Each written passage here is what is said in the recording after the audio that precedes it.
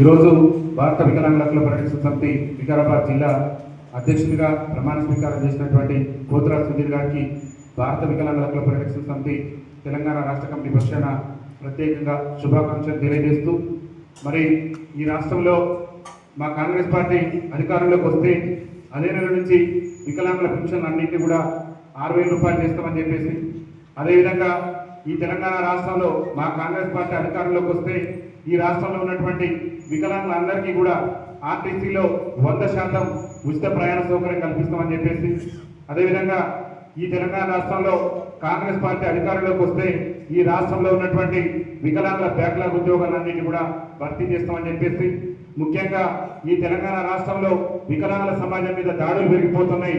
మా కాంగ్రెస్ పార్టీ అధికారంలోకి వస్తే ఈ రాష్ట్రంలో వికలాంగుల అట్రాసిటీ చట్టాన్ని సమర్థవంతంగా అమలు చేస్తామని, అదేవిధంగా గత ప్రభుత్వం వికలాంగుల సంక్షేమ శాఖను మహిళా శిశు సంక్షేమ శాఖలో మరి విలీనం చేసింది. దాన్ని ప్రత్యేకమైనటువంటి శాఖగా మేము గుర్తించి వికలాంగుల సంక్షేమ శాఖను ప్రత్యేక శాఖగా గుర్తిస్తామని, ముఖ్యంగా తెలంగాణ రాష్ట్ర స్థానిక సంస్థల ఎన్నికల్లో మరి వికలాంగులకు కూడా జనాభా తమాషా ప్రకారం రాజకీయ రిజర్వేషన్ కల్పిస్తామని చెప్పేసి ప్రస్తుతం మన రాష్ట్ర ముఖ్యమంత్రి నాటి పిసిసి అధ్యక్షులు రేవంత్ రెడ్డి గారు అసెంబ్లీ ఎన్నికల సమయంలో అనేక బహిరంగ సభల్లో అనేక వేదికల్లో చెప్పడంతో పాటు వాళ్ళ కాంగ్రెస్ పార్టీ అభయాస్త్రం ఎన్నికల మేనిఫెస్టోలో 29 అంశాల్లో పేర్కొన్నారు. ఇవాళ వికారాబాద్ గడ్డ నుంచి ఈ పోతురా సుధీర్ గారి ప్రమాణ స్వీకారోత్సవ వేదిక నుంచి రాష్ట్ర ముఖ్యమంత్రి రేవంత్ రెడ్డి గారికి ఒకటే విజ్ఞప్తి చేస్తున్నాం. మీరు హామీ నుంచి దాదాపు 3 ఏళ్ల పరిపాలన పూర్తిగా వస్తున్నది. వికలాంగుల సమాజానికి ఇచ్చినటువంటి హామీలలో ఒక్కటంటే ఒక్క హామీని కూడా నెరవేర్చకుండా 3 ఏళ్ల నుంచి వికలాంగుల సమాజం పట్ల వివక్ష ప్రదర్శిస్తూ వికలాంగుల పట్ల చిన్నచూపు చూస్తున్నటువంటి ఈ యొక్క ప్రభుత్వ తీరును ఎండగడుతూ ఈ వికారాబాద్ గడ్డ నుంచి ఈ ప్రమాణ స్వీకారోత్సవ వేదిక నుంచి రాష్ట్ర ముఖ్యమంత్రి రేవంత్ రెడ్డి ప్రభుత్వాన్ని ఇంటి బాట పట్టించడమే లక్ష్యంగా భారత వికలాంగుల హక్కుల పరిరక్షణ సమితి వికారాబాద్ నుంచి తన యొక్క ఉద్యమ కార్యాచరణను పోతురా సుధీర్ గారి ప్రమాణ స్వీకారోత్సవ సభ నుంచి సన్నద్ధమవుతుందని చెప్పేసి రాష్ట్ర ముఖ్యమంత్రి రేవంత్ రెడ్డి గారు తెలియజేస్తున్నాం. ఇవాళ వికలాంగుల సమాజాన్ని మేము పింఛన్లు పెంచుతామని చెప్పేసి, మేము ఆర్టీసీలో ఉచిత రవాణా ఇస్తామని చెప్పేసి, చట్టసభలలో వికలాంగులకు ప్రాతినిధ్యం ఇస్తామని చెప్పేసి రాష్ట్ర ముఖ్యమంత్రి రేవంత్ రెడ్డి గారు ఎన్నికల మేనిఫెస్టోలో హామీ ఇస్తే, అరే ముఖ్యమంత్రిగా పిసిసి అధ్యక్షుడు హోదాలో ఈ రేవంత్ రెడ్డి గారు హామీలు ఇస్తున్నారు. ఒక్కసారి రేవంత్ రెడ్డి గారికి అవకాశం ఇస్తే మన బతుకులు మారితే మన జీవితాల్లో వెలుగులు నింపుతారేమనేటువంటి ఉద్దేశంతో గంప గుర్తుగా తెలంగాణ రాష్ట్రంలో ఉన్నటువంటి వికలాంగుల సమాజం రాష్ట్ర ముఖ్యమంత్రిగా రేవంత్ రెడ్డి గారికి ఓటేసి మరి గద్దెనెక్కిస్తే, ఇవాళ గద్దెనెక్కిన తర్వాత ఈ రాష్ట్రంలో రేవంత్ రెడ్డి అనేటటువంటి వ్యక్తి ముఖ్యమంత్రి కాగలిగేటానికి కారణం వికలాంగుల సమాజం అనే విషయాన్ని రాష్ట్ర ముఖ్యమంత్రి కాంగ్రెస్ పార్టీ నాయకులు ఎవ్వరు కూడా మర్చిపోవద్దు. ఈ రాష్ట్రంలో ఉన్నటువంటి పింఛన్దారుల ఓట్లతో ఇవాళ కాంగ్రెస్ పార్టీ అధికారంలోకి వచ్చింది. ఇవాళ అధికారంలోకి వచ్చి 3 ఏళ్లు పూర్తయినా కానీ అరే ఎన్నికల ముందేమో పిసిసి అధ్యక్షుల హోదాలో అనేక బహిరంగ సభలో అనేక వేదికల్లో మేము అధికారంలోకి వస్తే అదే నుంచి 6,000 రూపాయలు పింఛన్ ఇస్తారని చెప్పినటువంటి రాష్ట్ర ముఖ్యమంత్రి రేవంత్ రెడ్డి గారిని ఈ వికారాబాద్ గడ్డ నుంచి వికలాంగుల సమాజం ప్రశ్నిస్తుంది.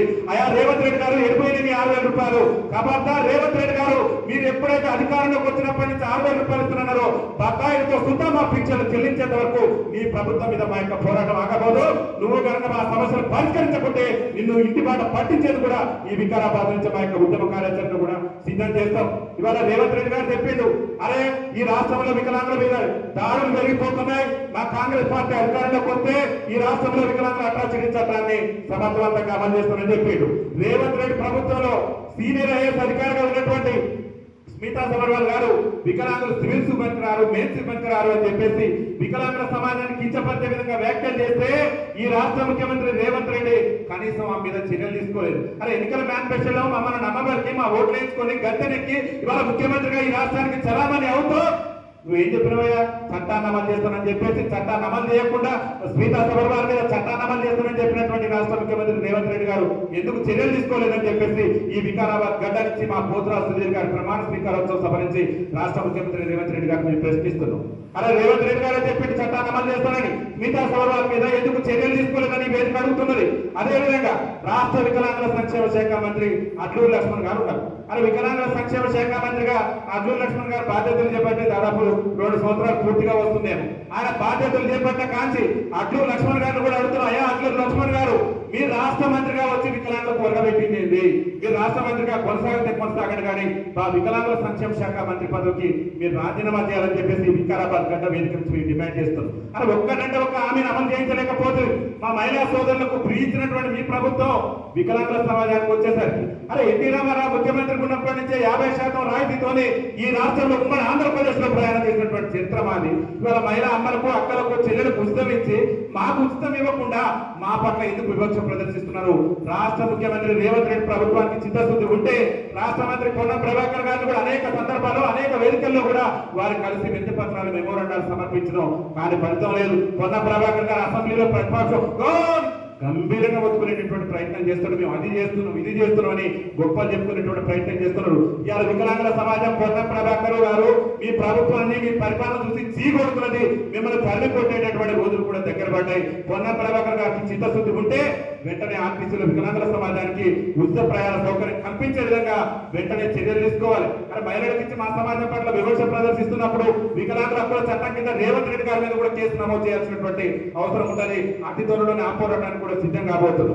రేవంత్ రెడ్డి గారిగా మంత్రి అడ్డూరు లక్ష్మణ్ సొంత నియోజకవర్గంలో కూడా అరే ఇందాక మన లక్ష్మి, మన సోదరు లక్ష్మి తన గోడు చెప్పుకుంది, అక్కడే నా గోడు కూడా చెప్పుకుందానని చెప్పేసి మరి జగిత్యాల జిల్లా కలెక్టరేట్ లో మన వికలాంగుల సోదరుడు అయా నాకు బండి లేదు, అయా నేను నడవలేకపోతున్నాను, నిరుపేద వికలాంగుడిని, నాకు సాయం చేయండి అని చెప్పేసి మన వికలాంగుల సోదరుడు కలెక్టరేట్ పోయి గోడు చెప్పుకున్నారని పోతే పోలీసులతో వీడ్చుకెళ్ళినటువంటి చరిత్ర ఈ రేవంత్ రెడ్డి ప్రభుత్వాన్ని. అంటే వికలాంగుల ఓట్లతో గడ్డనెక్కి, వికలాంగుల ఓట్లతో అధికారంలోకి వచ్చి వికలాంగుల సమాజం సమస్యల గురించి కలెక్టర్ గారు చెప్పుకుంటానని చెప్తే జగిత్యాల జిల్లాలో పోలీసులతో వీడ్చుకెళ్ళినటువంటి ప్రభుత్వం ఇది కాదా రేవంత్ రెడ్డి గారు? అయ్యా అడ్డూరు లక్ష్మణ్ గారు ఆ రోజున మీరు బాధ్యత వహించి ఆ పోలీస్ అధికారుల మీద చర్యలు తీసుకుని ఉంటే బాగుండేది. నేటి వరకు కూడా పోలీసు అధికారుల మీద చర్యలు తీసుకోలేదు. వికలాంగుల హక్కుల చట్టాన్ని అమలు చేస్తానని గొప్పలు చెప్పి ఎడిపోయింది నీ హక్కుల చట్టం, ఎక్కడ పోయింది నీ హామీ అని చెప్పేసి రాష్ట్ర ముఖ్యమంత్రి రేవంత్ రెడ్డి గారిని ప్రశ్నిస్తున్నాం.